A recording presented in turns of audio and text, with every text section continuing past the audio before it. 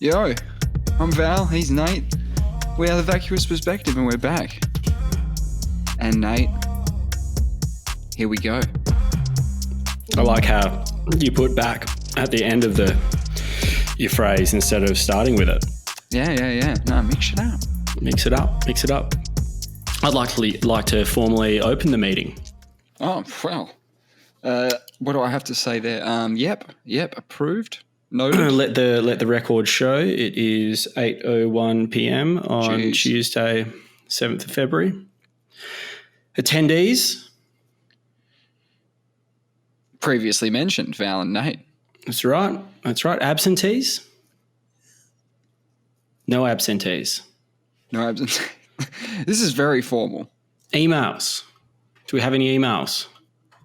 Oh, I was meant to do that. We'll circle back on emails. We'll move that agenda item down the list. Yep. Okay. Any new items for discussion? Right. That's the bit where the podcast usually starts.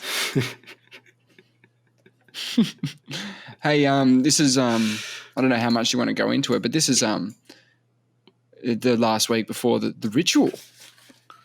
Yes. Oh, sorry, that's why I was late. I was actually had a meeting with our photographer. Oh, yes. Okay. Excellent. Yeah. Just final details and whatnot, I'm sure. Yeah, just to get to meet him as well, because he's going to be in the inner circle, I guess. He comes around to the house. He's in the crew. He's in the crew. He's part of the crew for the day, and he was a really nice guy. Excellent. That's what you want. Yep. Pumped. All right. So here we go. The date is approaching. Yeah, it's so real. My brother arrived today. Excellent. So he made it. It was a bit of he made it. That's excellent. Yeah, and the roads aren't up, so he had to fly. Yep. Yeah. Right on. Here we go. Yeah, everyone's here. Shog Dog he flew in yesterday. It was his son had picked up an ear infection, and so there was a chance he had to get the final all clear from the doctor on just 2 hours before the flight, or 2.5 hours before the flight. Got the all clear, and him and the missus and the child are all it's great. Have all arrived. So now it's all happening. That's fantastic, and we had the Bucks on the previous weekend. Yeah, Bucks, another ritual. The hazing. What's with the haze? I get it, but I don't get it. But also, I was going to bring it up that it's part of the ritual, isn't it? It really is. Seems to be part of the jam. It seems to be, and I don't really know why. Is it just because you go to other Bucks and then you pick up on this vibe of hazing, and then when I think that's how it would have started, yes. Yeah. It would have started, it's just a tradition. I don't know how a tradition starts, because that's literally what it becomes. It starts off and someone just, I don't know, had a bad day. The party was tonight. And he just scummed out the best guy. The groom, or the groom to be, he's just scummed him out, and everyone went, yeah, that was fine. We'll do that at the next. Or maybe there was a bit of payback involved, and once the payback happened, then it was an established thing. Look, I don't know how it started. It'd be fascinating to know the history of hazing. I'm sure it's ancient. You know what I mean? I'm sure it's ancient. I think I got off relatively easy, actually. I think you did too. I think you benefited from doing your nuptials later in your life. In that, definitely. We've softened 100%. a little bit over the years. Yes. It was a great night. It was big. I was extremely merry. You did very well. When I was between 16 and 22, I reckon the chances of me vomiting were around 50% on any given night going out. Yeah, so if we're having a big night, okay, there's a 50-50 shot. So you would say if you're on your Bucks, it's 100% at that point in your life. Surely. If the rate's a regular 50-50, then that is not one of the 50 where you don't. Yeah, absolutely. Absolutely. And I even did 1.25 litres of custard, a 1.25 litre custard skull, and kept that down. You sure did. The celebration mentioned in one of our previous episodes, stemming from the Eagles winning the 2006 grand final, the custard pilfered from a man who dared you to do it, and then it became a bit of a tradition of in our circle, and you did do the custard on the night, so that's you celebrated. And to put it in perspective, in 2006, when I did the custard, it instantly came up. So that's showing what my blood alcohol level was then. That was your not in the 50%, where you don't. As opposed to what it is now. What is it now? A blood alcohol level? No. The percentage chance of vom.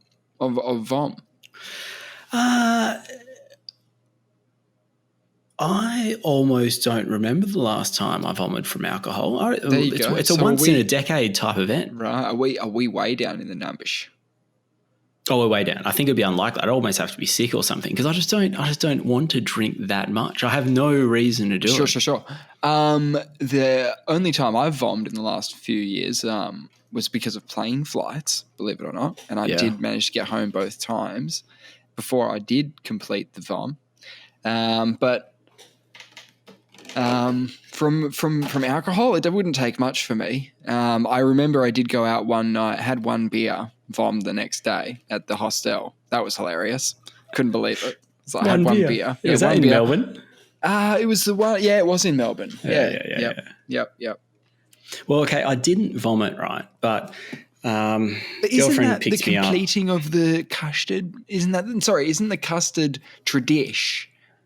You celebrate, but in order for the celebration to be verified, stamped, it must have vom.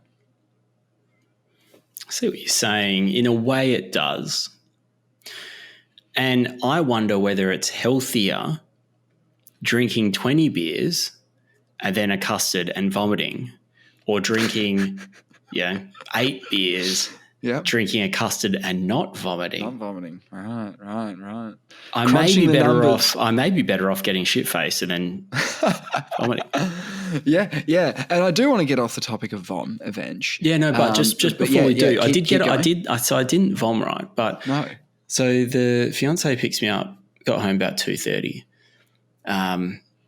This is just what I'm told, around 4 a.m. she wakes up to the sound of water in our bedroom. Water. And she was trying to figure out what is going on. What is that? And she can sort of see my face, and she goes, "Matt, what are you pissing?" Were you? I was like, yeah.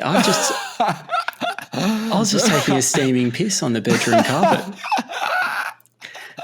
I had just taken a knee and started unleashing. But apparently I wasn't even concerned. When she asked me, I was just told her matter of fact. She said she asked me what I was doing, and I replied pissing. And she said apparently she replied as sternly as she ever has in her life, "Can you stop?" So apparently I just went to the loo, she cleaned it up, and then I came back and instantly went back to sleep. I didn't remember it the next morning because... Oh my God, this is like exactly what happened to me. Like the exact same story. Wow. What? Whoa. That exact same thing happened to me. I told the story, I blanked but out. But when did it happen out. to you? Another night, not my bucks. Oh no, when I was 20. Oh, okay. Wait, and just before you tell me that, I want to hear that story in 1 second. No. I haven't already told that story? Maybe you did, but we'll have to refresh my memory. But I called one of my groomsmen called me the next day, and we're just recapping, and I told him, I just told you. Yes. And he says, "It's funny you said that because I woke up to a big piss in the middle of my bedroom floor." Someone else. Don't know. He initially thought maybe it was his dog, but his dog wasn't in his room. He was staying at his parents' place, and he concluded it must have been him. Holy shit, it's an epidemic. It's an epidemic. It's happening everywhere. It's happening to everyone. I call my groomsmen the Wet Dream Team Extreme. Well, there you go. And it's got a whole new meaning now. It does, yes. Because we're just all pissing. I wonder who else is in the club, because there are people who are in the club who will never admit to being in the club. Oh. You know what I'm saying? Yeah, I know people. Yeah, It's not a cool club, is it? It's not cool, but it's not a very good club. It seems to happen more than you think, doesn't it? It happens, I think, is the... Well, it happened. Yeah. Yeah. I'd like to see some honest percentages and an honest... maybe we can do an anonymous survey. What do you think about that? Anonymous survey. Yeah, but again, you're only going to capture people who are going to be honest. No one's going to write in and say that they weren't if they were, because there's no point in lying. So they just wouldn't write in. I think if you're filling out a survey on an anonymous basis and asked you, have you... Yeah, we'll make up a 10 questionnaire, a 10-question questionnaire, yeah? And in that, we'll put piss in the bedroom as a general, Because I would like to know. In your adult life. I think we need that kind of data, in our lives. Yeah. So tell me about yours. So you were 20 and you had the same situation? Similar situation? Yeah, very, very similar. I thought it's something that happened when you get a bit older. I thought this was the completion of my rite of passage. Right. No. You still got that to come, I think. I think there's more of that later. No, I don't know. I was pretty young. Away on holiday with a whole crew of people.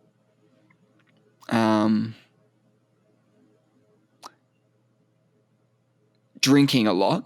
Playing a lot of drinking games back then. Circle of Death. AKA King's Cup. You ever play that one? Oh, yeah. So how familiar are you with your rules, whatever they are? Everyone's got different rules. We've already done this. We've already done this on the podcast. We talked about our rules. We went through, yes. But anyway, we were playing dumb games. And at the end of the dumb games was another dumb game, which I think we were playing 7-Up or something, which is you guess whether the card's going to be above 7 or below 7. And if you get it right, the dealer would drink. And if you get it wrong, you would drink. I think that would, and then you'd rotate. I think that would be how it would work. And we were doing it for tequila shots. Oh, no. That's not going to last long, is it? It didn't. It didn't really. But I would have downed a few in that time that I was conscious.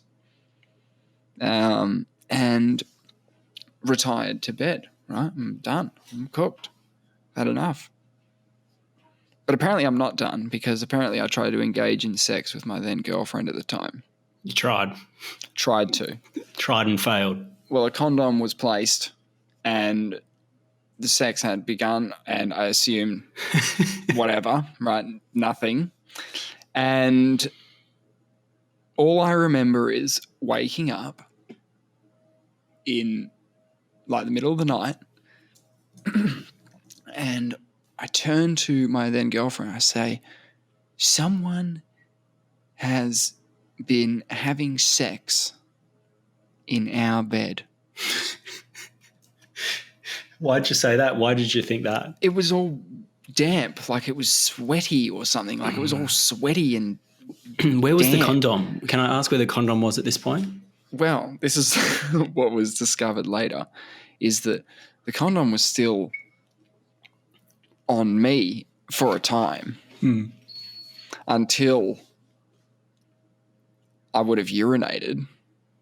It would have just either filled up like a balloon or just shot off, right? Or just explode. I don't know. I like to think that it filled up and exploded everywhere, right? And so I've said someone's had sex in that bed. I was very drunk, right? I was drunk for days off this. So girlfriend was like, you get out, go have a shower, like come back. Still didn't know what happened, right? I don't know what's going on. Yeah. I'm just following orders at this point. She's like done a job on the mattress and whatnot, and the sheets, they're all gone, right? Yeah. I come back. Gone as in gone wet. You've ripped them off. No, She's ripped them they're off. gone. Yeah, They're gone. yeah. No, that's all been No more sorted. sleeping. No more sleeping on those. Yeah. No. And I come back like ages later. I spent a lot of time just, I don't know, doing nothing. Come back and everything's back to normal, right? And I was like, oh, just went to sleep, right? And I remember I was with her. We were living together about a year later. And she said to me, you don't know what happened, do you? You don't remember what happened that night. And I was like, no, what are you talking about? And she was like, you pissed. You urinated. And it all made sense after that. But I didn't know for that long. Oh, wow. But, great lady. I can see how that would happen after now what's happened to me. Yeah, I can I get it. You can sort of sympathize with the whole notion of not knowing, forgetting, being that hammered that you don't have the memory. It's gone. Exactly. And it reminds me of Darren Brown, how he does those dream-like states where people don't remember what's going on. Essentially, I was basically having a dream, I think. Yeah. The same as sort of the walking to the neighbour's house and knocking on the door, like that sort of. Yeah, I don't think I was quite there. I thought you were in an appropriate place to do what you were doing. I'd love to know what I was thinking. It's interesting that I think I was sleep pissing is the way I would describe it. Yeah. And there was an attempt made, which I like. You did make an attempt. Let's just try it out my puffy cheeks. Yep. Yeah. But now that we've done the vom and the piss stories, that's good. Oh, well, I wanted to we were going to talk about megafauna, but I've found, remember how we ended last week's episode and we were going to talk about Australian. On a cliffhanger. Yeah, cliffhanger, absolute cliffhanger. We were going to itemize Australia's megafauna. Right. From, say, 60,000 to 10,000 years ago. Right. There was megafauna 60,000 years ago. Well, Aboriginals were on Australia 60,000 years ago. Yes. So I can only assume that the megafauna was there when they were here. So that was my guess. Why do you say that? I don't think it evolved with them because I think that the megafauna I thought they would have been wiped out already. I think there was no. The megafauna were made extinct by humans. A lot of them. Let's check. Let's check. Okay. I wasn't going to cover this. I wasn't interested, but now I have to know. Wait a sec. So you were going to bring up the fact that we were going to do Australian megafauna last week, ended on a cliffhanger, and then we weren't going to talk about Australian megafauna. Is that what I'm hearing? I was going to talk about what's his name? Phil the groundhog. You know, Groundhog Day. Yeah, where they try and predict the future. Yeah, but we'll get to him because now I'm back on megafauna. Yeah, okay. So this says the dates derived show that all forms of megafauna on the Australian mainland became extinct in the same rapid timeframe, approximately 46,000 years ago. The period when the earliest humans arrived in Australia, around 70,000 to 65,000 years ago. Right, okay. So they because this is the same thing we were talking about, how the dolphins were on a great evolutionary path and then the humans come in and really fuck up everything that's going on. Yeah, because we're really good at stuff. Yeah, we're too good sometimes. We're too good at some things, and we out-compete the amazing animals, in this case, the megafauna. Yep. So we come along, and they haven't evolved with us, our clever these clever apes that we are. Sure. Okay, that is interesting. So we did coexist with them at one point, and it was too easy for the hunters because they were hunter-gatherers, of course, always have been. Take them down. Like, skins for coats and like whatever. Like, you're doing that sort of stuff. Yep, absolutely. Imagine some of the skin coats of the megafauna. That's so radical. What are we talking here? Like, Are we talking just bigger versions of what we currently got? A bigger koala, a bigger kangaroo. No, dude. That sort of stuff. No. This is like, these are like borderline. They're not dinosaurs because they're not of the same time period, but they're mammals that have evolved without other predators around, like dinosaurs, like back in the day. Like dinosaurs used to snack on mammals, but they're huge. There's a thing called a diprotodon. I've seen this. I was reading about this not so long ago. It's the largest known marsupial to ever exist, 3 meters long, 2 meters high, weighing up to basically 3,000 kilograms. Okay. Resembled a giant wombat. Oh my God, that sounds frightening. Man, you should look through. We do need to cover this in detail, but I haven't actually looked at it. I'm looking at the diprotodon skulls and stuff, but that's the problem. I can't see. I can imagine a big wombat. This thing looks wild, man. So on Wikipedia here, I don't know how to pronounce these names, but it's worth having a quick look. But maybe we'll deal with it in more depth one day. There's two animals, 2 marsupials, should I say, that range between 1,000 and 3,000 kilograms. There's another maybe 15 species that range between 100 and 1,000 kilograms. 1,000 kilograms. 1,000 kilograms. Wait, that's a ton. A ton. They're out of control. But how big were, dinosaurs? Are they bigger? They're bigger. Far, far bigger. How did they But they were 65 million years ago. Like the conditions were different. They probably had a long time to evolve to that size. You know what these things look like? They look like big bears with strange wombat-y faces. Like a big, scary grizzly bear, but wombat face. And the skull of it is quite weird. Do you see this skull? It looks like one of the bad guys from Lord of the Rings.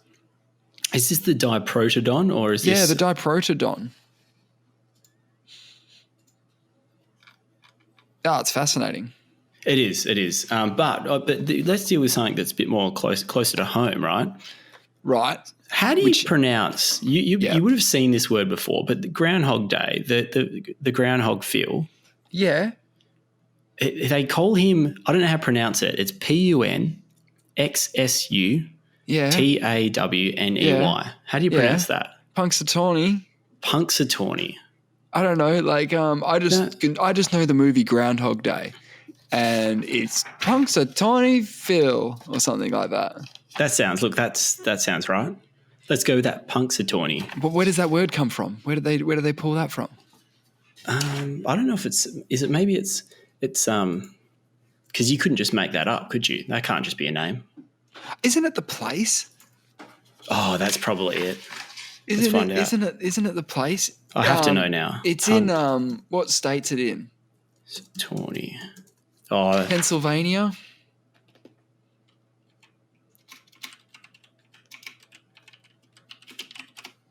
Anyway, I was a big fan of the Bill Murray movie back in my childhood. It's still a good, Punxsutawney, Pennsylvania. Yeah, okay. So it's a place. So you know what his deal is, right? Bill Murray. Punxsutawney. Yeah, Punxsutawney Phil. Okay, so the guy who can predict whether or not it's going to be an early spring. How's he do that? Concept. How's Phil do that? It's whether or not he sees his shadow. If he sees his shadow, then there's 6 more weeks of winter or something. How does someone know if the groundhog sees its shadow or not? Dude, this is harking back to the whole superstition and all that sort of stuff. We need, they just make it up. These blokes, these dudes with the top hats, these guys. The elite. Yeah. They just decide whether or not he sees his shadow or not. Let's be Maybe honest. He does get scared by his shadow, though. Maybe he's not used to seeing his shadow, and then he turns around and he sees it and he jumps. And that's how they know. Could they guarantee 6 more weeks of winter if they got the groundhog and they showed it its shadow, like went, there it is, like right there. Oh, yeah, maybe. But, okay, so so that's Phil, right? We know what Phil's up to. We know how he does it. We don't really know if he's got any magical powers or not yet. Okay, but Right. there's a whole bunch of different species that are vying for this weather predicting crown. Yes, of course. This mob, BBC, have analysed the past 5 years of predictions from America's biggest animal forecasters. Fantastic. So we're talking the octopus that tried to predict the World Cup. We're Exactly. talking about all those guys. Who's the best? Yeah. Who can we rely on? Is Punxsutawney Phil full of shit? We need to know all this stuff. This is important stuff. Yeah, what are the results? Okay, so I just had to quick look at this article, so I have to try and digest it as we're going. But it says here the National Oceanic and Atmospheric Administration, America's official source on climate information, has weighed in on Phil's accuracy. Excellent. This is exactly what we need, stacking his predictions against the national temperatures in February and March. So we'll start with Phil. According to their analysis, Phil's a distant relative of the original prognosticator from 1886. I didn't realise that. But of course it's a line of predictors. He's Nostradamus's grandson. He's the chosen one. Yes, he has been chosen to be in a burrow until a certain time and then comes out, and whether or not it sees its shadow controls the weather. Go on. He's of the right bloodline. So he's accurate 40% of the time over the past decade. That's not great. That's not great, is it? Was his old man better? You know what I mean? Was the OG was just fucking bang, bang, bang, bang, bang, 100%? You know what I mean? And this guy, he's fucking, he doesn't deserve the right. He's a cheap imitation. To be called Punxsutawney Phil. Perhaps not. I don't know how. Maybe he's better than his predecessors. I'm not sure. Could be, but 40% is not great. But anyway, yeah, go on. So BBC has applied that methodology to 4 other animals. So this is the lineup. Great. And maybe you can even make some predictions once I tell you who we've got here. We've got Scramble the Duck from Connecticut. Okay, Scramble the Duck. He sounds pretty reputable. Bee Cave Bob, an armadillo from Texas. Well, I like the sound of him.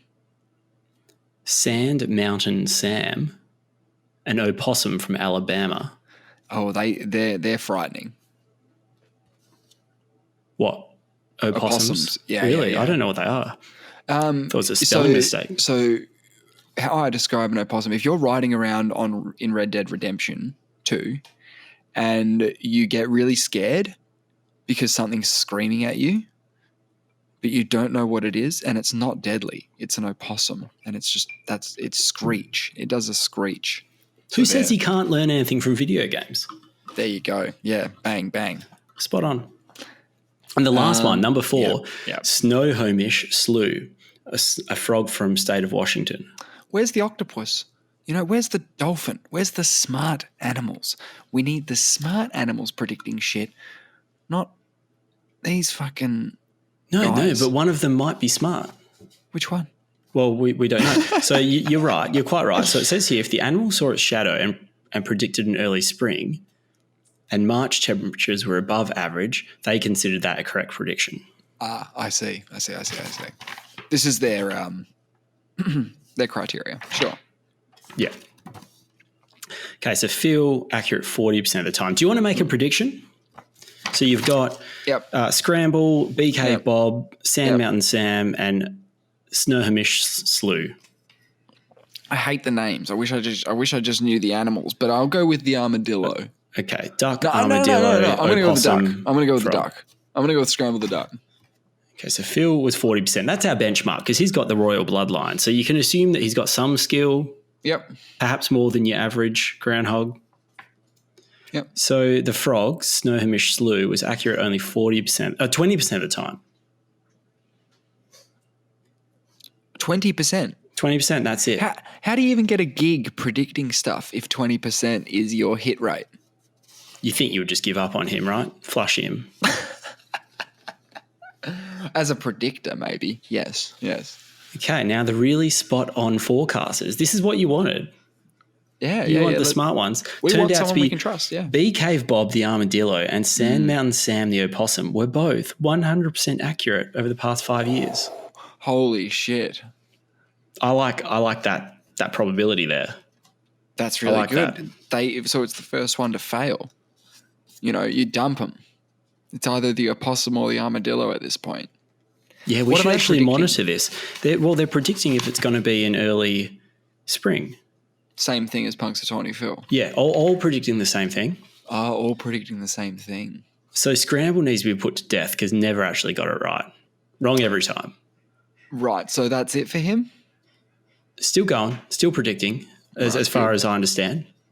Yeah. And this, apparently, the Connecticut General Assembly, from where Scrambles is from, declared Scrambles, and I quote, the most accurate weather predicting duck in the Northern Hemisphere and possibly the world. Amazing. And I see what you're doing here. You're trying to get in the weather again, aren't you? I'm trying to get in the weather. Yeah, you want us to get in the weather, right? Weather. No more weather. No more weather. I do want to talk about water again today. No, but weather. What about the weather? We love it. We love the weather. I like the weather. I just don't think that they can forecast. So, no, but you don't think anyone can forecast. No, particularly past 12 days. Yeah, exactly. Yeah. Apparently, the animals couldn't agree on this year's forecast. So what they've done is they've compiled all the forecasters. This is what you want, the collective knowledge of the animals. Mm-hmm.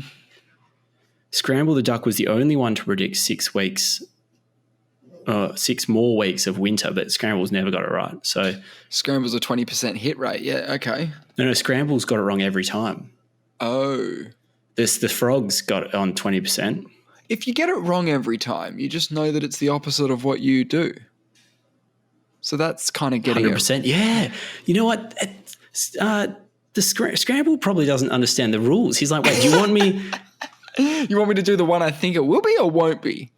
Yeah, meanwhile, he's just nailing it, but there's just a bit of miscommunication. Yeah. I think that's right. I think if he can get 0%, that's as impressive as 100. It's kind of like getting the lowest score possible in a footing tipping competition or something. That's difficult. You got to really work hard at that. You see what he's doing in that you can make a reliable prediction based on what he's doing. If he's always wrong, it's just as good as being right all the time. It's the Costanza effect. They should have called him Costanza. So the groundhog, the whoever Sand Mountain Sam and the Snohomish Slough all predicted early springs, and we haven't heard yet from Bee Cave Bob, the armadillo, who's got 100%. He's 100% accurate. So, but when do you have to predict by? Because surely there's an expiration date on this. You can't just predict the day before and go, yep.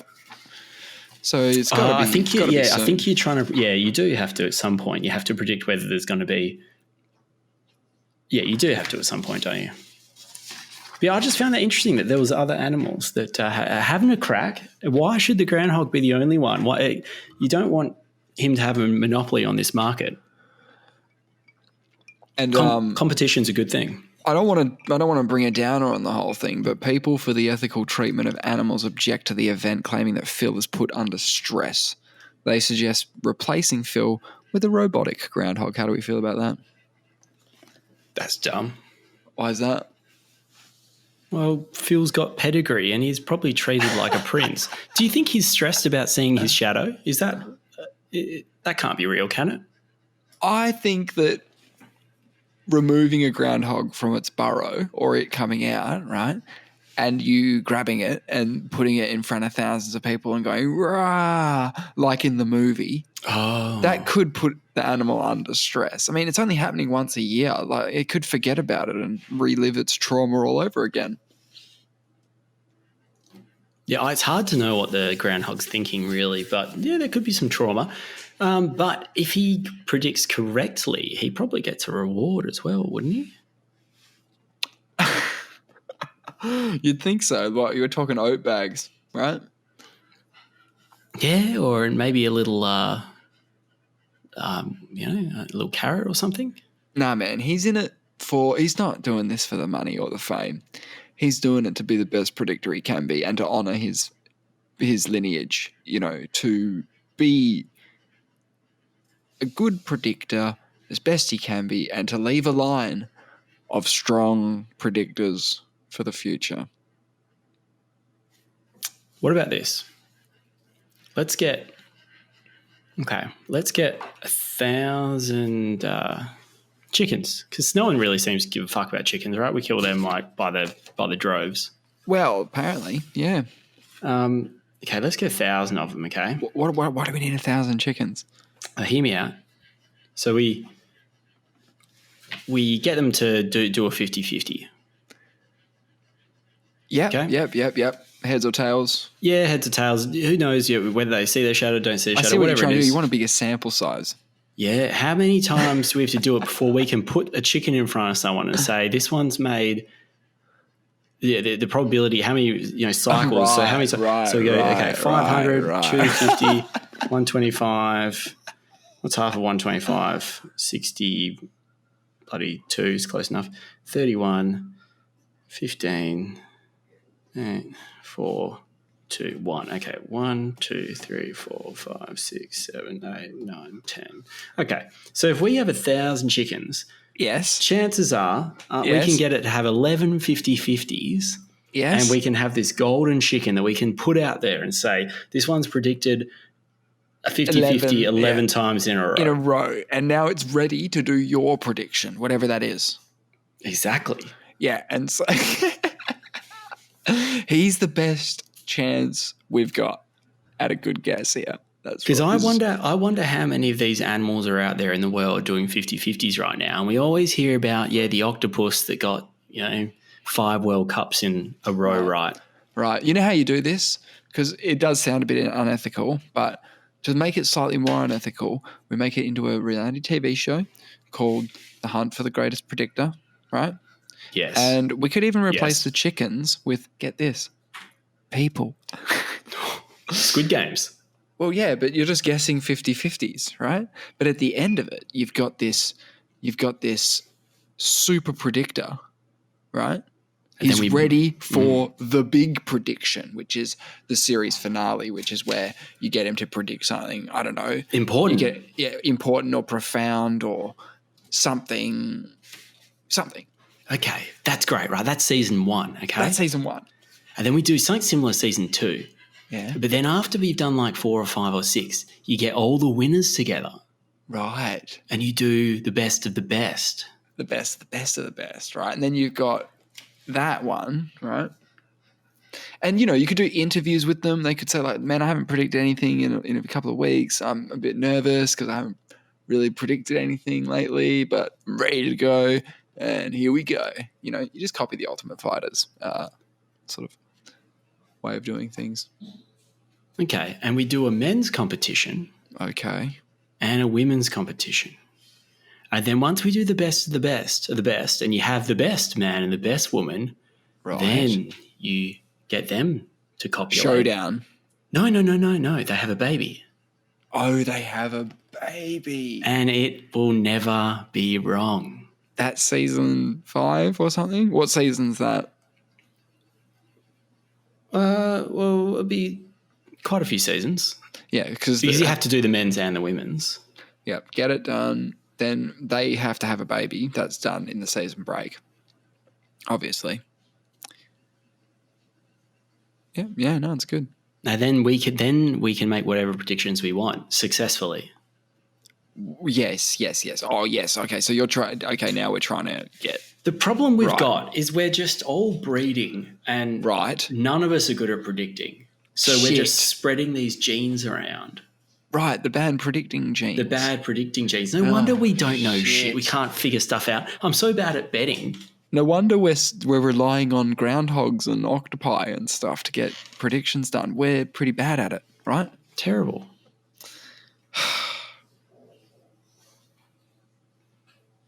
Yeah, so that's some animals. But there's something else that came across my desk.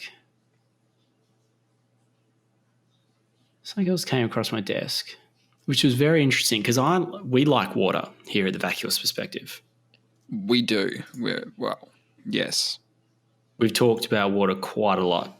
You got to be kind to yourself. Why? Well, you are water as well, right? Oh, That's yes. Kind to, what is it? Some sort of percentage of you is water. It's very high. Very high. Yeah, I think it's like 70. Yeah. Sound about right? It's a lot. It seems unusually high though, doesn't it? I've never seen any. Like we are a little bit squishy. Yeah? Are you? Yeah, a little bit. But not like a water balloon. So, University College of London. Yes. What are they up to? Actually, it's just called University College London. I don't know. Right. So there's some researchers. UCL. Yeah, UCL. UCL. There's some researchers at UCL. Yeah. And University of Cambridge. They're working together in a collab. Yep. They've discovered a new type of ice that more closely resembles liquid water than any other known ices. I'm confused. Is it just water, really cold? That's what I thought. That's what I thought. Is it just really cold water? It sounds like that to me. Took me half the article. Took me half the article to figure out what the fuck they're talking about because I was like, this just sounds like cold water. Well, you got cold water, right? And then you got this. Then you got this, whatever this is, and they gave it a name. But they say this is what got me going. In the first line, they said this might rewrite our understanding of water and its many anomalies. And I thought, hold on, this is just cold water. This isn't rewriting anything. No, nothing. Yeah, it's just like, you got a certain degrees cold and it's what might be 1 degree colder than what we called something else. And then it's this kind of cold and all of a sudden it's going to change stuff. Yeah, water's water. How's it going to change stuff? Okay, so this newly discovered ice is amorphous. That is, its molecules are in a disorganized form, not neatly ordered as they are in ordinary crystalline ice. Still sounds like water, right? Yeah, it still sounds like water. Still sounds like water. At some point, you might say it doesn't sound like water. Maybe you'll just keep being water. Amorphous, cold water, very cold. Amorphous ice, although rare on Earth, is the main type of ice found in space. That is because in the colder environment of space, ice does not have enough thermal energy to form crystals. Still sounds like cold water. You let me know when it doesn't sound like cold water. Space cold water. Yeah. Cold water in space. So they found that. So what they did is they put it all they put metal ball bearings. They super chilled it and they kept shaking it with metal ball bearings in it so the crystalline ice structure can't form. So they say this novel amorphous form of ice that, unlike other all-known ices, had the same density as liquid water. Right. And whose state resembled water in solid form. Still sounds like water. Still sounds like water. Something resembles water. Yeah, it is water, by the way. It's just in a different state, right? And they've named this new ice medium density amorphous ice, or MDA. So there was large density Morpheus ice and there was low density Morpheus ice, and now we've invented a new one, which is, say it again, a medium density amorphous ice. Morphous ice. Happy medium. And but we don't see because they say it's generally in space. We don't come across it very much on the planet. What's going on? Where's all this Morphous ice going? Okay, so it looks like fine white powder, and it may exist inside ice moons of the outer solar system. What do you mean it may? Isn't it on Earth? Haven't we got some? We had to go through a whole process to make it for the first time here. We made it here. We made it here. We made space ice. We made space ice. Terrestrial space ice. Right. What are we up to down here? So in addition, the team found that when MDA, sounds like it's a fine white powder called MDA, sounds like a drug to me. It does. When it was warmed up and recrystallized, it released an extraordinary amount of heat. What? Mean it could trigger tectonic motions and ice quakes in the kilometers thick covering of ice moons, of ice on moons such as Jupiter's Ganymede. So Ganymede's got some ice mountains and they could be subject to this kind of amorphous activity. Well, yeah, it's like tectonic. There could be... And it would release heat, which would melt ice, which would... cause ice quakes, and it's geologically active, potentially. Somewhat. Why is it going to change our understanding of water? Is that the changing of our understanding? I don't know. I didn't know that water could cause, through that, releasing heat energy. That's pretty fresh. It sounds weird, doesn't it? Because it's super cold ice and all of a sudden it's releasing huge amounts of heat.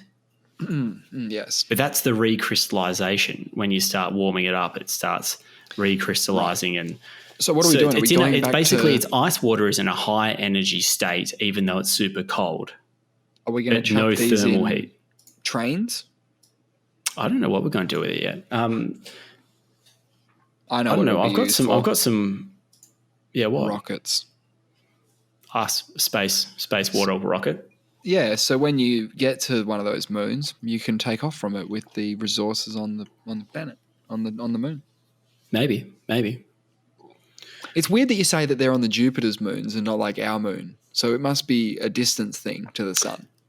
I think it's any ice moon in the solar system. I think they're theorizing that the form of water on those ice moons is actually this MDA water rather than ice as we know it on Earth.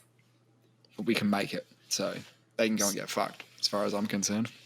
So this senior professor says, water is the foundation of all life. Our existence depends on it. We launch space missions searching for it, yet from a scientific point of view, it is poorly understood. We know of 20 crystalline forms of ice, but only 2 main types of amorphous ice have previously been discovered, known as high-density and low-density amorphous ices. Are you fucking joking me? No, there is... What? No, stop. I was joking. I didn't look any of this shit up. I was like, they had high density, they had low density, now they just need medium density. I was joking. You should be the scientist. Oh, no. It made sense though, right? So there's a huge density gap. There is a huge density gap between them. And the accepted wisdom has been that no ice exists within that density gap. Wow. So it's low, high, or nothing. That's it. And their study shows... But we've got medium. We have medium. Their study shows that the density of MDA is precisely within this density gap. And this finding may have far-reaching consequences for our understanding of liquid water and its many anomalies. What are these other anomalies that I'm not aware of those? Water's quite unusual. For example, as it gets colder, it becomes less dense between 4 and 0 degrees. So normally as things become colder, they contract, and then therefore they become denser and they sink. If you have, like, for example, a solid form of any other substance will sink in a liquid form of it, but ice water floats. Amazing. Why? Because it's less dense. It preserves some density. It's less dense as it forms the crystalline structure. Yes. To form that, the molecules are more expanded in their like lattice than they are when they're in liquid form. So I'm starting to think that we need to start worrying about water. Not the water in the dams or that sort of water. It's very sneaky. It's very sneaky. It's sneaky. That's what I'm saying. Yeah. It got into 70% or above of us. It infiltrated. It evolved, to be used in icy drinks. It wants to be at the parties. It wants to be chucked in the esky. We don't know what it's up to. We're working for it. It's not working for us. We can't figure it out. Well, I think it's scared now because we are figuring it out. We know about medium density amorphous ice now. Well, the density gap between the known amorphous ices has led scientists to suggest water, in fact, exists as 2 liquids at very cold temperatures, and that theoretically, at a certain temperature, both of these liquids could coexist, with one type floating above the other, as when mixing oil and water. Amazing. 2 Okay, so you got water on water. Is it water on water? Yeah. So That's this kind of professor, fun. Yeah, this that's kind professor of fun. said Yeah. existing models of water should be retested. So we Oh, don't wow. trust it. He does not Get trust it. rid of them. Get rid of them as far as I'm concerned. They need to be able to explain the existence of medium density amorphous ice. This should be the starting point for finally explaining liquid water. And I would, I know these episodes get out a bit late, but I wouldn't be drinking any water until the results come in. That sounds like wise advice from you. Just in case. That could be the smartest thing you've ever said. Just in case. I'm drinking a vanilla Coke.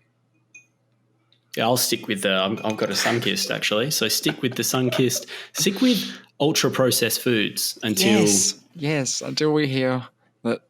Until we know about water. Until we know whether water's safe or not, we'd better Yep. stick with ultra processed. Yep. Haven't you already had enough?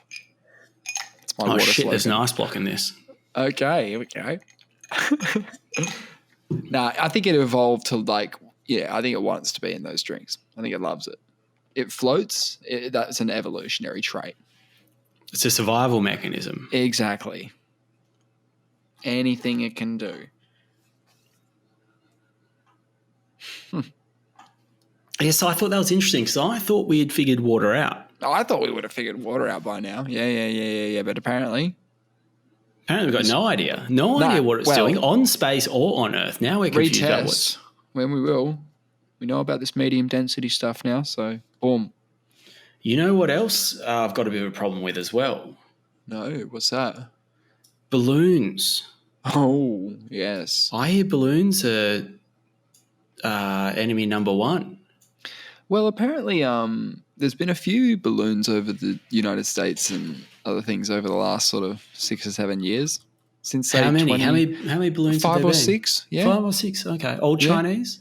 This one was they were. This one is different in that this one crossed the whole coast to coast. Like it did a coast to coast trip. Coast to coast. Yeah. Now, what is China saying? It's like a weather thing or a they say I heard 2 different things: weather thing or civilian thing. But it's not a civilian thing. It's not people on board, right? Yeah, they've claimed it's an innocuous weather studying craft that has strayed into US airspace accidentally. Are they unmanned? Yeah. They are unmanned. You just chuck up the balloon and let it go. That's it. Right.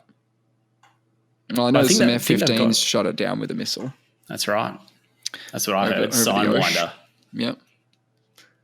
That's the if you've ever seen Top Gun or any movie, they'll say something like Fox 2. You ever heard them say something like that? Oh, definitely. Is that what they say? Yeah, Independence Day. Independence Day. Yeah. I reckon they would have got straight on the blower to Tom Cruise. Said, we need you at the Air Force base. Yep. Because we have a balloon. We have a balloon issue. So obviously America must have thought they're trying to look at like military installations and stuff, and they're like, that's not cool.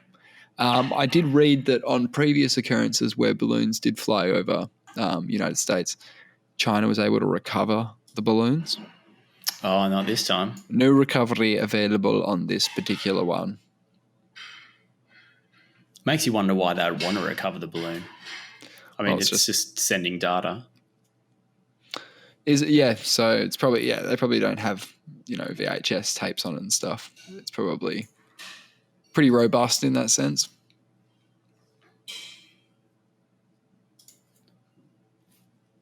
And there's something pretty creepy I heard as well that I just want to flag with you as well. I think it might shock you. It shocked me. What's that? A bit more studying. There's a bit more studying going on. Oh. This time at the University of Cambridge. Okay, what are they up to? They did a study. Another study, lava study. First study to show that delivering information at the natural tempo of our neural pulses accelerates our ability to learn. Doesn't that sound a little bit matrixy, I think? Yeah, but if I always like to sort of travel along the line of if there's an evolutionary benefit to whatever the thing is, then it makes more sense to me. Meaning if we evolved over time to be able to receive instructions or whatnot, or help or whatever it was, communication. Yes. Essentially. Yeah, that's an evolutionary benefit. No, you're spot on. So they had these participants received a simple 1.5 second visual cue at their personal brainwave frequency, were at least three times faster when it came to improving at a cognitive task. When participants were tested again the next day, those who had improved faster were still just as good. So the learning stuck. So that doesn't make any sense, I think, when I just said it, but there's a bit more information here. So they say what's this brain frequency stuff? Yeah, I know. I don't understand. It goes into a bit more. This is the exciting part. So calibrating rates of information delivery to match the natural tempo of our brains increases our capacity to absorb and adapt to new information. Okay, and then there's this little quote here. Each brain has its own natural rhythm generated by the oscillation of neurons working together. Oh, I knew they were doing something. The old oscillating neuron. Yeah. They simulated these functions so the brain is in tune with itself and in the best state to flourish. It starts a bit more sinister coming up here. So these are the big words and the sort of the weird kind of things they're up to now. The neuroscientists used electroencephalography or EEG. No. Yeah, really? the big one. That? Yeah. Electroencephalography. Yes. Sensors attached to the head to measure electrical activity in the brain of 80 study participants and sample brainwave rhythms. Right. So once you've got their rhythm, it's kind of like noise cancelling headphones. Once you've got that rhythm, you can then simulate it. Yes. And they take alpha wave readings. Right. The mid-range of the brainwave spectrum. Which was only discovered recently. They only had high and low before then. This wave frequency tends to dominate when we are awake and relaxed. Right. Scientists use these readings to create an optical pulse, a white square flickering on a dark background at the same tempo as each person's individual alpha wave. That's fucking freaky. I know. Participants got a 1.5 second dose of personalized pulse to set their brain working at its natural rhythm, a technique called entrainment. Sounds fucking weird. Before being presented with a tricky, quick-fire cognitive task, trying to identify specific shapes within a barrage of visual clutter. Some participants received pulses matching the peak of their waves, though some the trough, while some got rhythms that were either random or at the wrong rate, a little faster or slower. Each participant repeated over 800 variations of the cognitive task, and the neuroscientists measured how quickly people improved. Right. The learning rate for those locked into the right rhythm was at least 3 times faster than for all other groups. How do they lock sorry, did I miss something? How do they lock the learning into the rhythm? So they use electroencephalography to the head sensors to measure electrical activity, and they get your individual alpha wave. But what are they? Sorry, but what's the quiz or whatever that they're doing? Oh, it's some kind of, they're trying to find like shapes in visual clutter, I think they were saying. Right. Yeah, so it's a barrage of visual clutter. They have to identify specific shapes. You have to do it as quickly as possible. There was a picture of it I saw. Yeah, right. Okay. And if your brainwaves are attuned and you're all rocking, you're 3 times better than if you're not. Yeah, if they prime you with this flashing white square on a black background for 1.5 seconds, that's at the right pulse, like frequency as your brain, it primes you, allegedly. Right.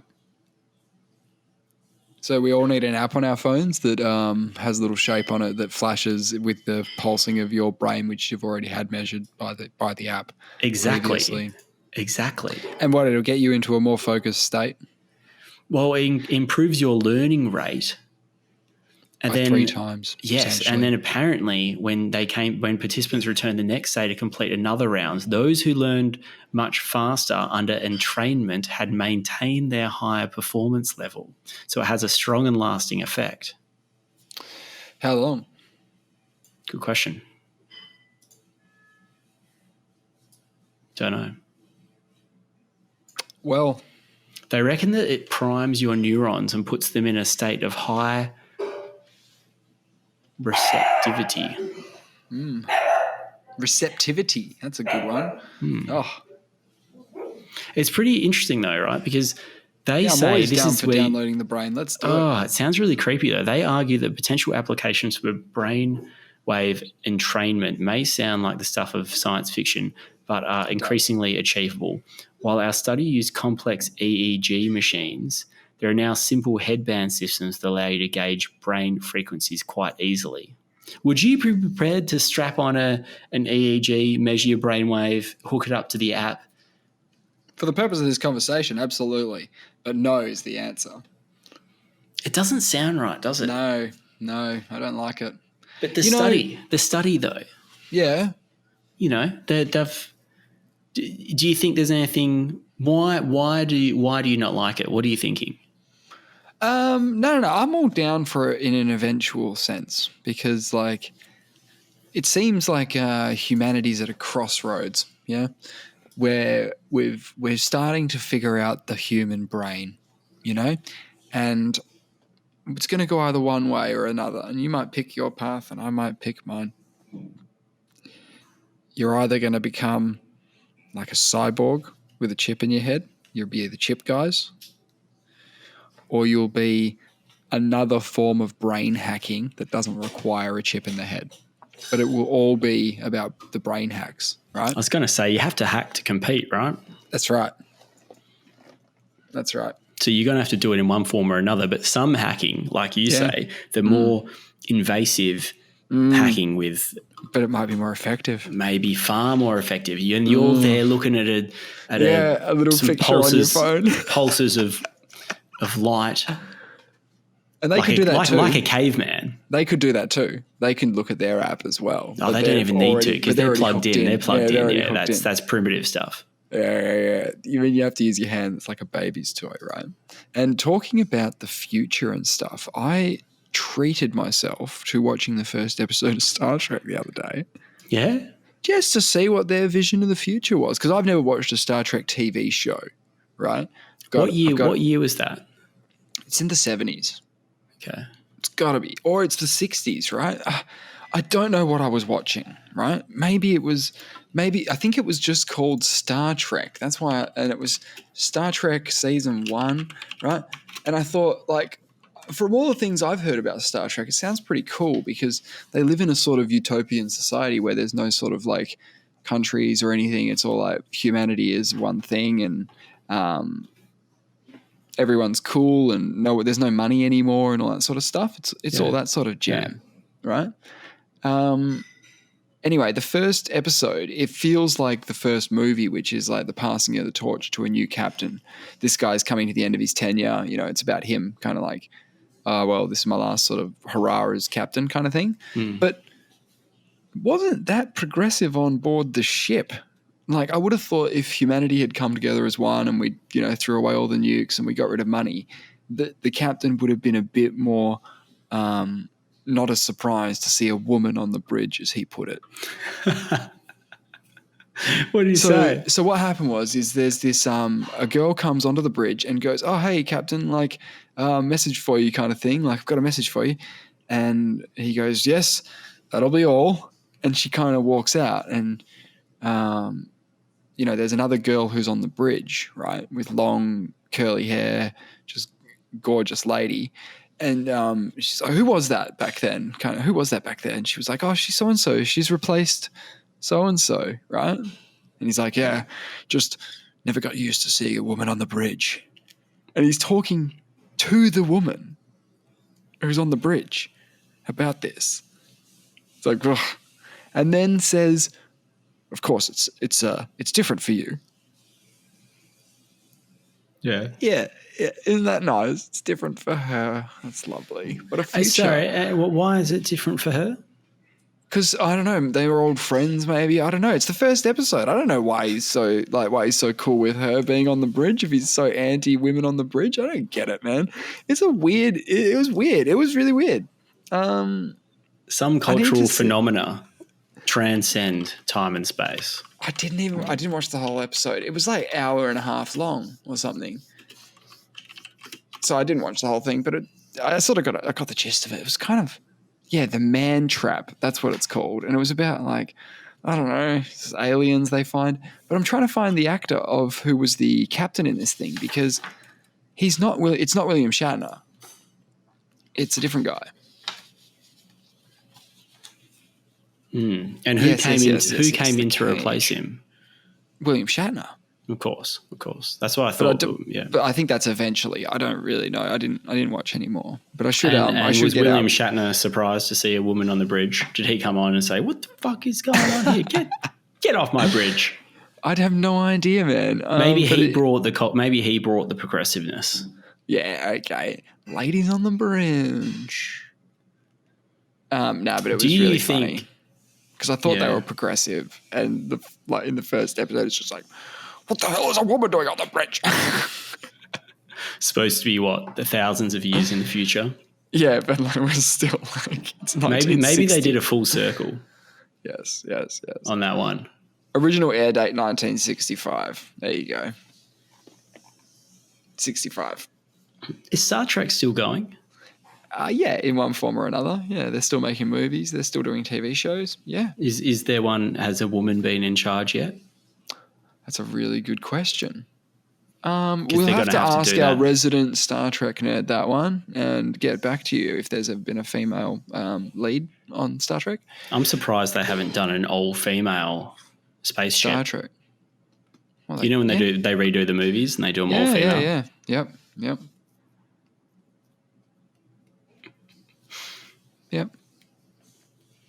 A lot of male nerds that are into Star Trek though, but I guess that who knows?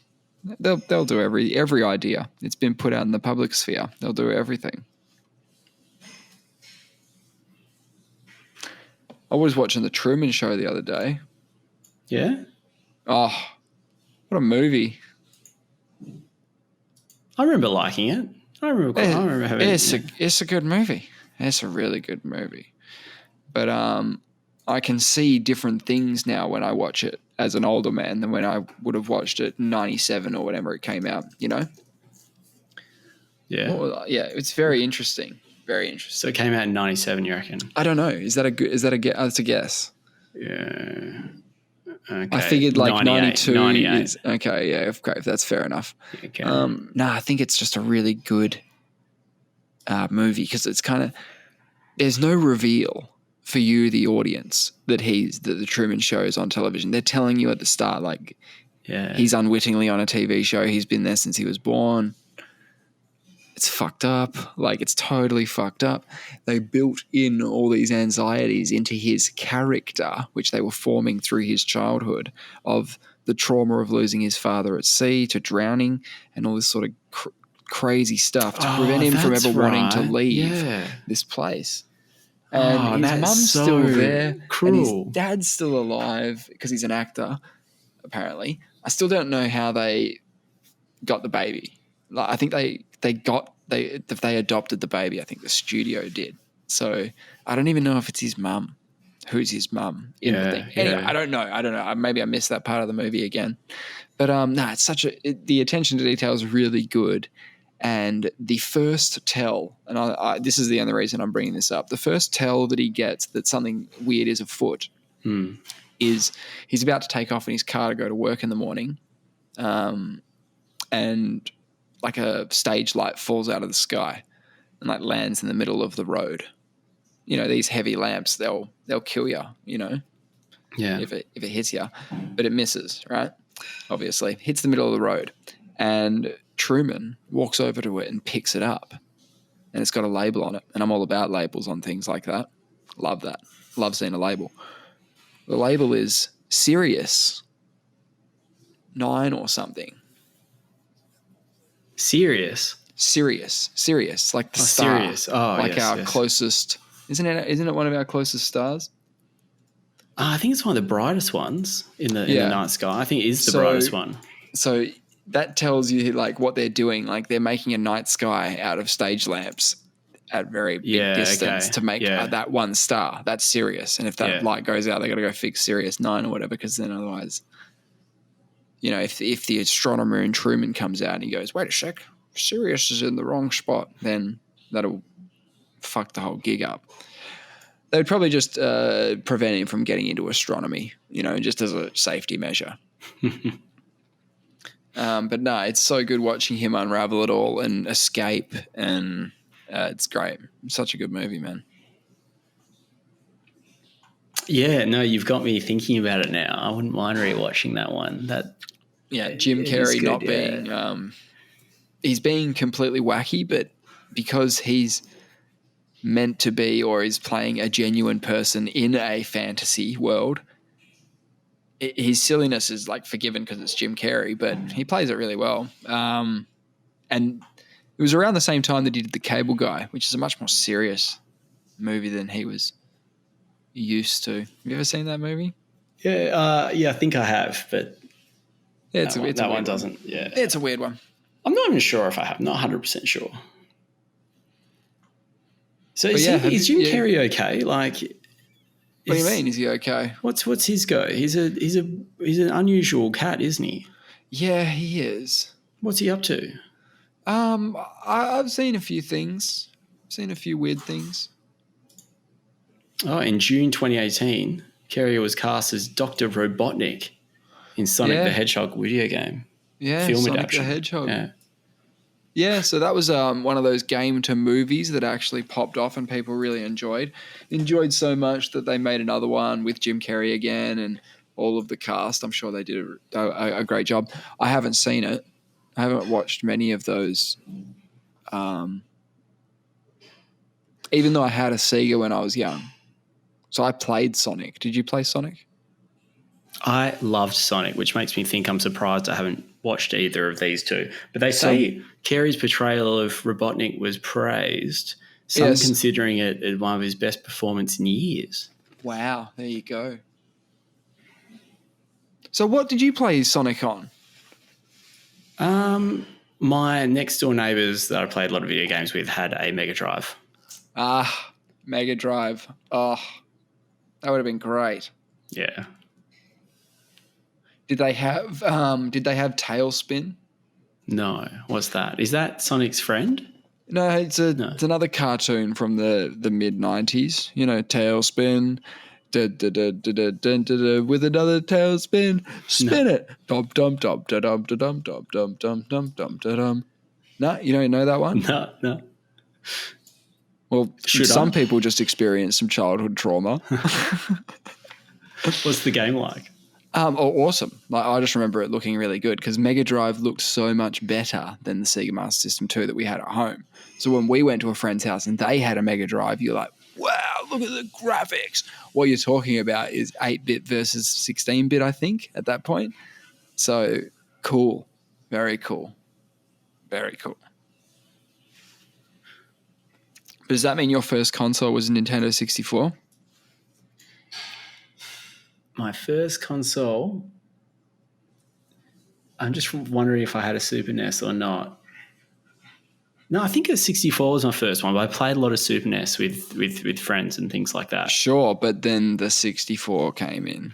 Yeah. Did you have many games? And Mario 64. Yeah, but all right. So what were the games you played the most? Lilac Wars. Oh yes, that was the ship one, space one. Yeah, Fox. Is it Fox? Yeah, I think it's someone. He is a fox. Star Fox? Star Fox, yes. Is that right? A couple of other. That was a cool one, man, because you get little pictures of them that when they're talking, you can see and they're all different kind of creatures. Is that right? And multiplayer. Jesus. Oh, did they have multiplayer? Yeah, they had like a battle royale type situation. Cool. So you're playing that? Yeah, that must have been a blast. Yeah, Mario 64. What else did I play? I'm trying to think. I mean, Perfect Dark would have been there, right? Yeah, that was a bit later on, was it? Or did that come out? Did that come out straight away? That wasn't the first generation. It wasn't at launch. No. I think they made GoldenEye before they made Perfect Dark. Yeah, sorry, GoldenEye. There it is. There it is. What? No, but you must have had a snowboarding game there as well. I didn't. Or maybe I did. I had a sports game, like a baseball. No baseball. I've played a little baseball. I don't recall 100% because I did play some of these elsewhere. But what'd you have? Sega Master System 2. Alex the Kid built in. Built in. So yeah, so if you turned on the Sega Master System 2 with no game inserted in the cartridge, no cartridge inserted, it just launched Alex the Kid in Miracle World. Miracle World. Yeah, in Miracle World. I don't even know what Alex the Kid looks like. It's like Mario-ish. Very similar to Mario. It's a great game. Yeah, I see. Because at the end of the level, instead of killing a boss, you play rock, scissors, paper against them. I'm sure I mentioned the final boss. The final boss. Just like the boss of the level. Yeah, and then so the first guy you fight is like a rock guy, and he goes, I'm gonna fucking beat you up or whatever, and it goes and does this song, and at the end you've got to pick whether or not you're going to pick rock, paper, or scissors. And he's a rock. He's going to go rock. So all you have to do is go paper in the first round. And then after that, you can't predict it, I don't think. Yeah, okay, I'm seeing it now. Yeah. Yeah, it's great fun. This looks familiar. I didn't play it much though. I've just seen it. But bits and pieces. I had Ghostbusters. The fam had a pretty decent game collection. Oh, I miss sort of basic old games like that. So fun. But then the computer came along. Oh my God. Duke Nukem. What did you have that on 64 or PC? I think PC. Yeah, there would have been a Wolfenstein time. There would have been a Doom time. Doom. Oh, yeah. All good stuff. Yeah, great stuff. Very formative. You know what we should do? You know how we did that? We did that Let's Play ages ago where we played the test. I got another game for us. Yeah, what's that? It's called Hyperman. Hyperman. Can I Google it, or is that going to ruin some of the? It's a point and click adventure where you kind of got to solve the puzzle of the game, but it's fucking weird. So you've played it before? Have you just heard it's weird? Oh no, I've played it many times before. Really? Yeah, when I was a kid. Oh yeah, I loved Hyperman. It was pretty gnarly. Oh, no, I haven't seen anything like it before. I wonder if we can play it online in a browser, like in a browser window, because that would be pretty fun. Let's put it on the homework list. I like it how we have homework that we don't do. Yeah, let's do it. I'll find this thing. Ages 7 and up, Windows. Let's go. I'm excited. But any homework that we schedule, right, we're not going to be able to complete until for a month. I'm not back till the 7th. We'll be doing it on the 7th of March. You got a month off, man. How do you feel about that? Yeah, that is kind of weird. I'm going to use the time, catch up on episodes. It's going to be great. We basically start season 2 when I come back. Yeah, I'm excited. Not officially, but we could. Yeah. Oh, we could. Yeah, well, we'll see if we can tee that up. So maybe I want to do some in person as well. Yeah, I want that option. Yes. I think that would be so much better. And I think we're going to fix the other problem, which, we'll do that. What's the other problem? No, just so we can see each other better. Yeah.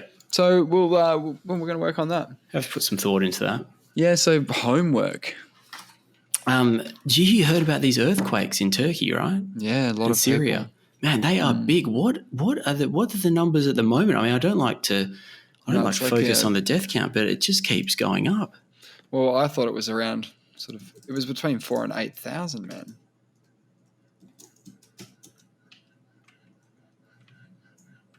Earthquake news. Man, that was the pretty wild stuff. So, yeah, apparently death tolls past 5,000. Yeah. I think it's hard for them to know. And apparently, like, a lot of people are trapped. It's really pretty scary. Have you seen some of the drone footage going over parts of Turkey? There's whole apartment complexes that are just absolutely rubble piles with smoking. Right. And I've seen some footage of people very upset because there's no emergency services coming because you absolutely ran off their feet. Right. When you actually see the visuals, it's so much. It makes it so real. Like you just hear, earthquake, thousands of people dead. And when you actually, if you can actually imagine being there, it would be traumatizing. Oh, it's pandemonium. Because you hear everyone calling out for help.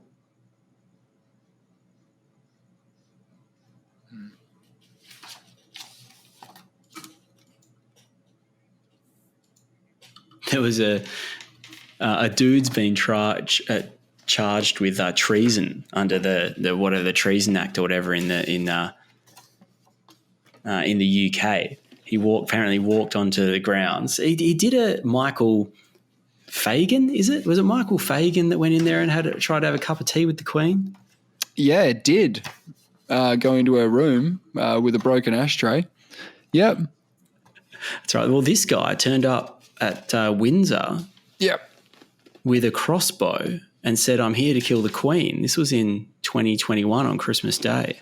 Oh, my God. Happy Christmas. But he just walked up to one of the security guards there. He'd been walking the grounds for 2 hours. Yeah, with a crossbow. He's the first person in the UK to be convicted of treason since 1981. Wow, what was that? Don't know what he did in 81. But yeah. So, but what happens to you? Do you get thrown in the Tower of London? Maybe. I mean, they should, just to be consistent.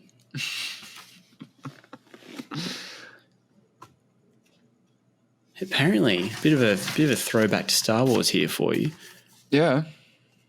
He did a video before he popped up onto the into the palace grounds that he released, and he said he was doing. He said he was doing it for some massacre that happened when British troops opened fire on thousands of people who gathered in some city in India back in 1919. Mm-hmm. Apparently death toll was like over 1,000 or something. Far out. So he said he was doing it for some of those reasons. But he also said, "I am an Indian Sikh, a Sith. My name was Jaswant Singh Chale. My name Sith. is Darth Jones." Oh, he's a Darth as well. So he's a Sith called Darth Jones. Okay. Probably the weirder of the Darth surnames. Like, this is Darth Maul, this is Vader, and Jones.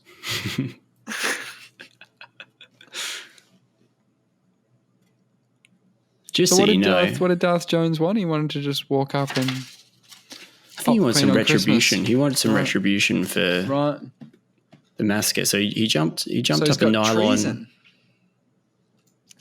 Yeah, he's been convicted, and under the 1892 Treason Act, it's an offence to assault the Queen. Just so you know, so you don't go and do anything crazy.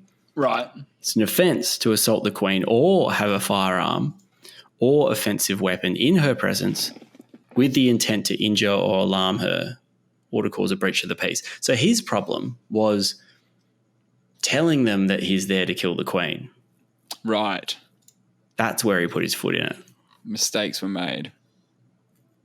So he went for 5 years. Wow.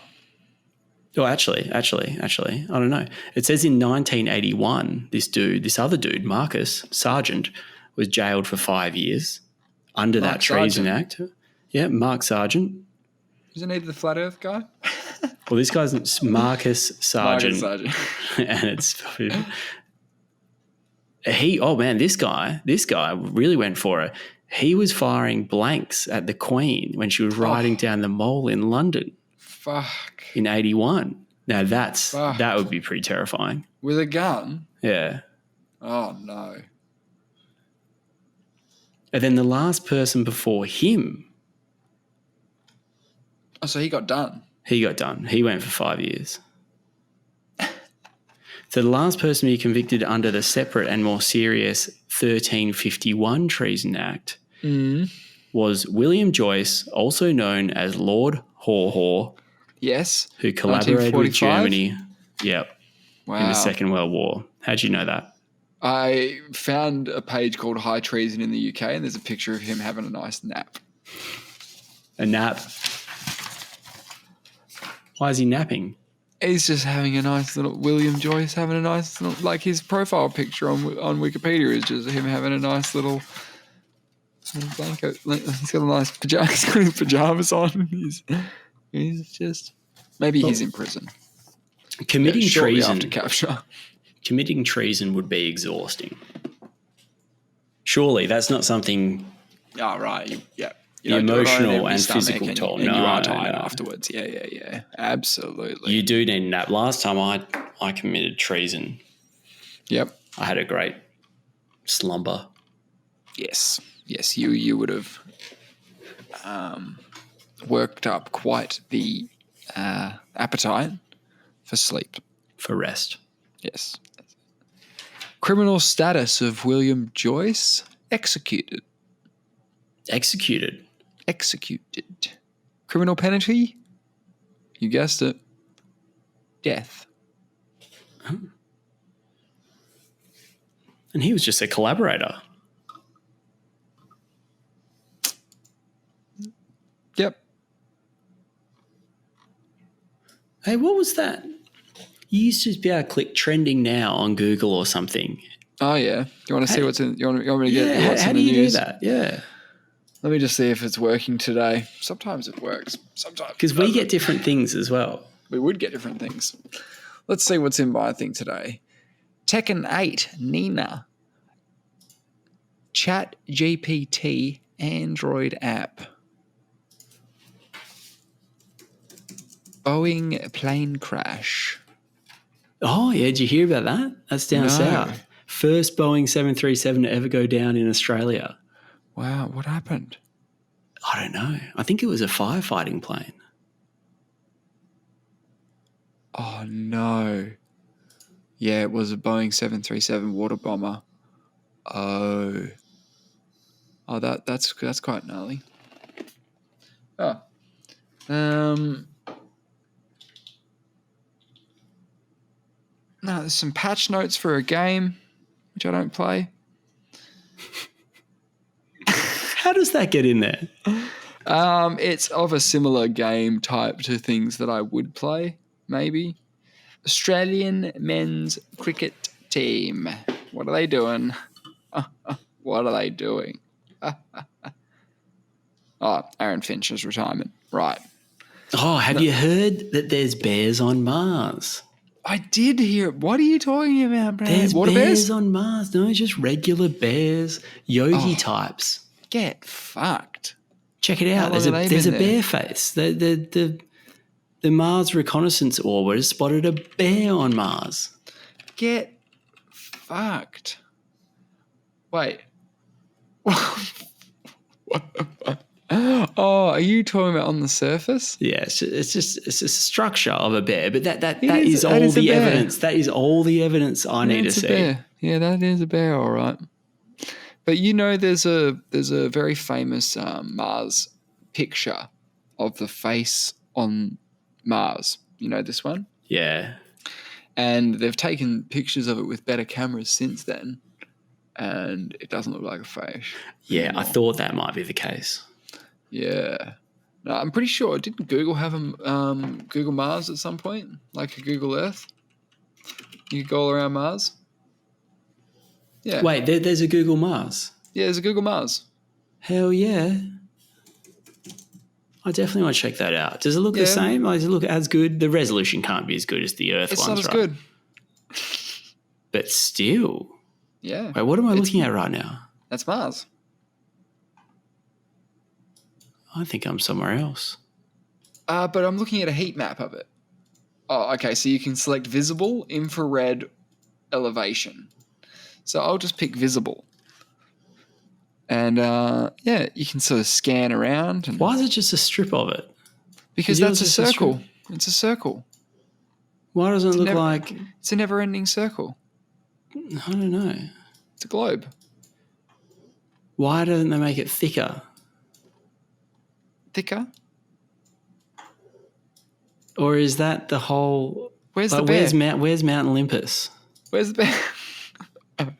Yeah, where is the bear? Like, where's Mount Olympus on this? Look at all these impact craters. Anyway, I would say it's there, man. It's somewhere there. It's got to be somewhere there. You want a labeled version, don't you? That's what you want. Regions. You can check regions. Here we go. So see up the top where it says regions, mountains, plains, ridges, craters, dunes, stories, spacecraft. So you can select regions. So what was the name of that thing? Oh, it's Olympus Mons. Olympus Mons. Yep, got it. Home of the Greek gods. Named in 1973. And there it is. Yep, that makes sense. Its height, 22 kilometres. That's big. 2.5 times Everest. Holy Motown. I think it's regarded as the biggest volcano in the solar system. It is? Is that right? I think so. Do you know where the face on Mars is located? No. Oh, it's in Cydonia.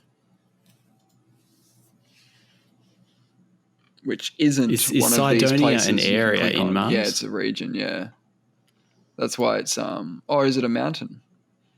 Have they named all the regions, all the burbs of Mars, or? Yeah.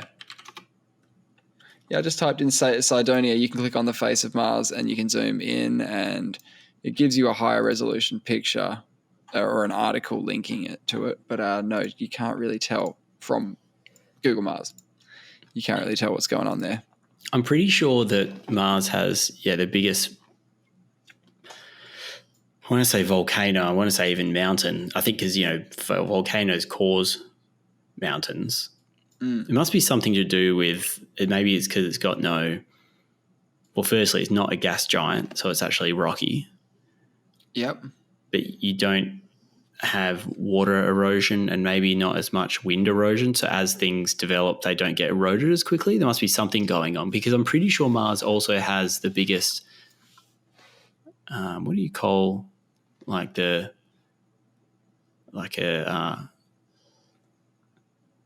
canyon. I think it's got the biggest canyon as well. Oh, okay. It's got both. Bloody hell. Fucking save something for the rest of us, Mars, you jerks. Oh, yeah. This Valles Marineris. Yeah, you can see it. It's 4,000 kilometers long, this canyon. And I think it's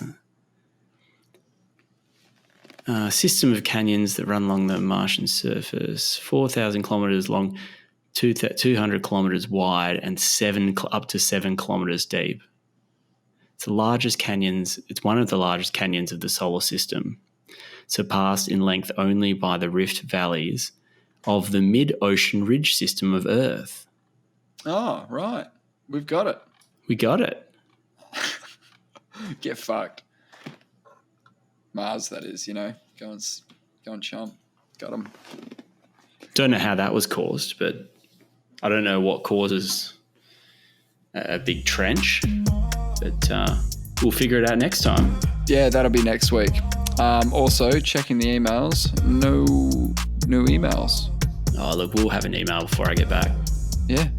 Looking forward to it, man. And we'll see you next time. We'll see you in a month's time. Cheers, man.